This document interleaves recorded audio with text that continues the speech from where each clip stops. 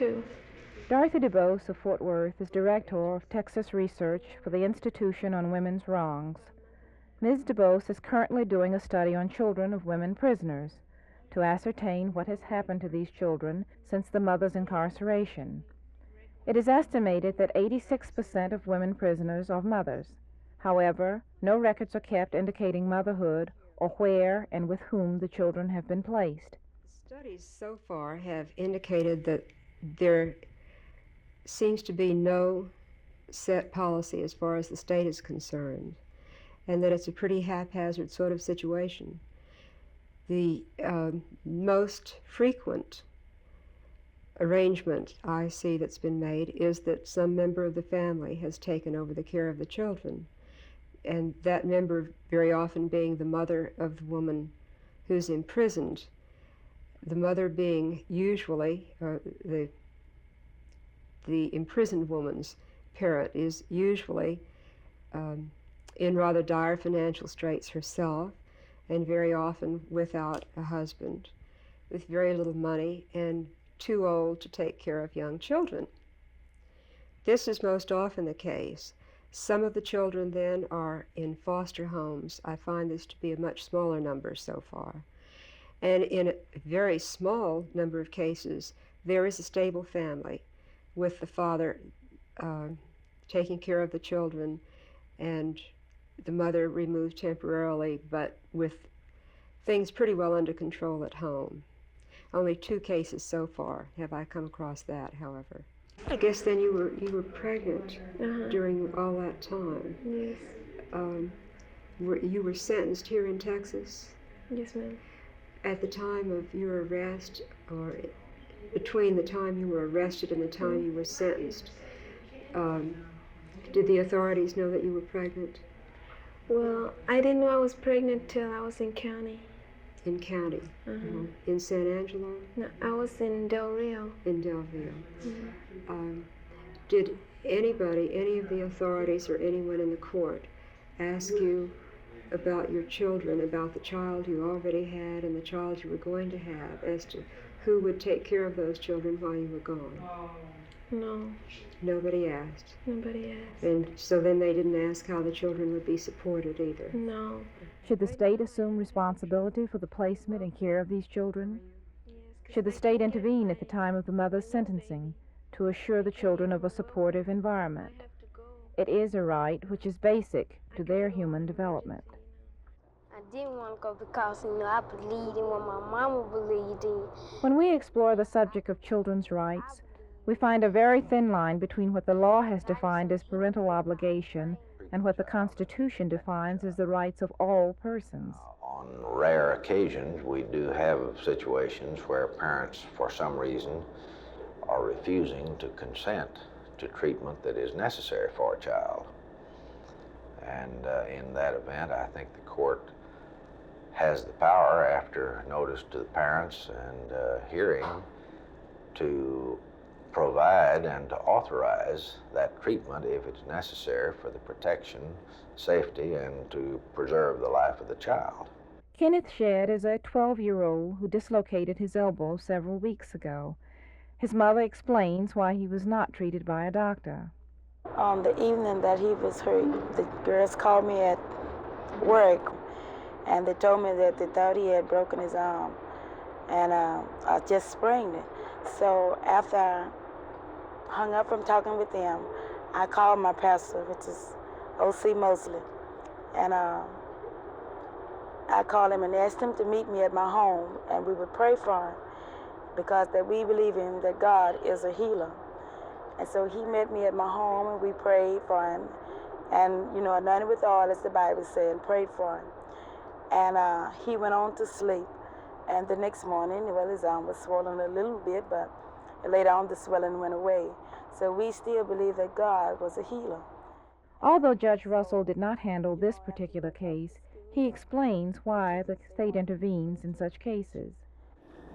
I don't believe that parents have the right to refuse to authorize treatment for a minor child I think that child must be considered, and his rights must be considered, and if the physicians say that this is necessary for the safety and protection of the child, then I think the court is authorized to go ahead and give consent to such treatment.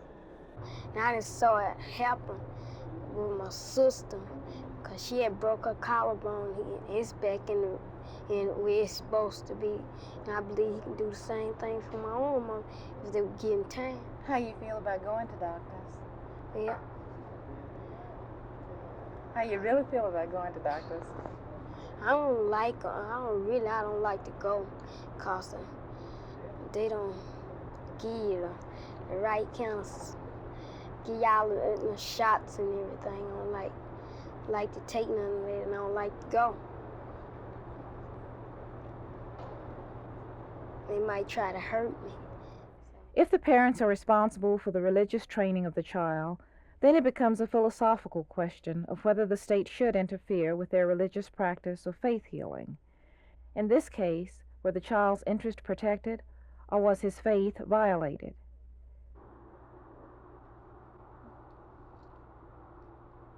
The rights of children which involve gross neglect and institutional abuse, and the right to an education, are the ones which have been confronted in the courts. Legal activism in the area of education centers around the right of every child to an educational opportunity appropriate to his needs. David Graves is a fourth grade student in a regular classroom of the Dallas Independent School District. Because of a learning disability, he has not learned to read. In fact, he does not recognize the letters of the alphabet.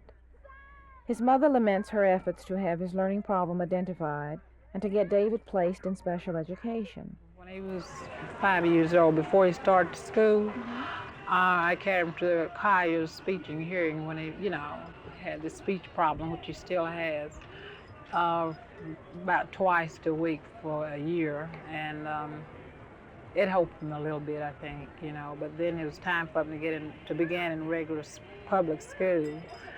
And I noticed him, usually a child should know his ABCs or whatever, by the time he starts to school.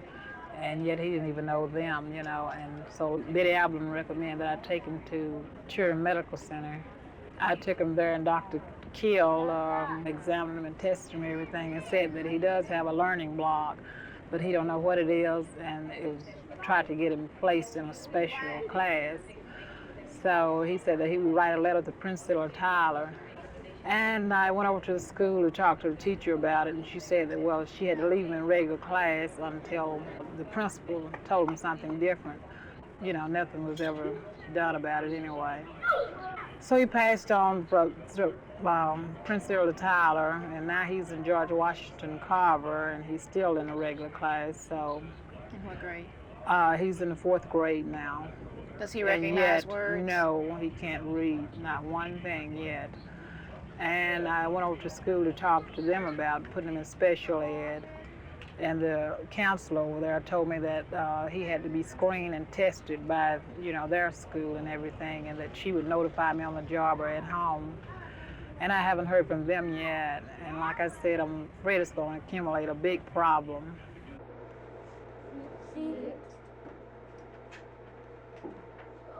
Smallest.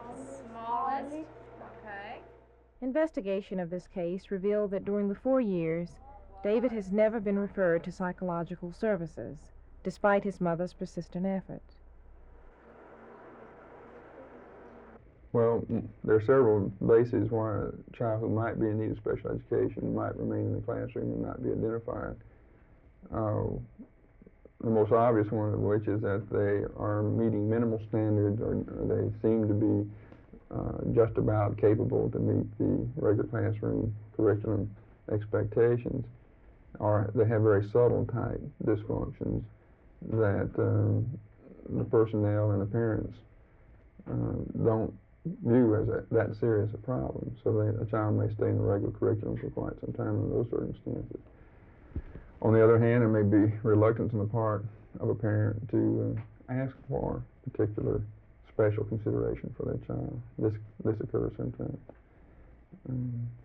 It can be due to, as the case we've been talking about beforehand, a breakdown in communications between agencies that leaves a void in the decision-making process for a particular child. And this is the type of error that I'm most concerned with as a professional and trying to avoid.